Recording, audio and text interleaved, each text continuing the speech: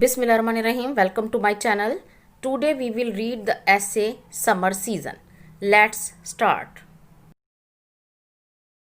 There are 4 seasons in a year. The summer is one of them. Summer is the hottest season of the year.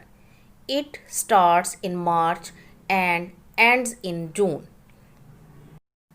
In this season, the days become longer than night. The heat of sun becomes unbearable.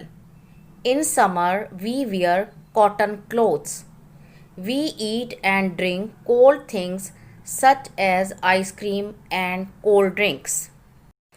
People usually drink a lot of water and lemonade.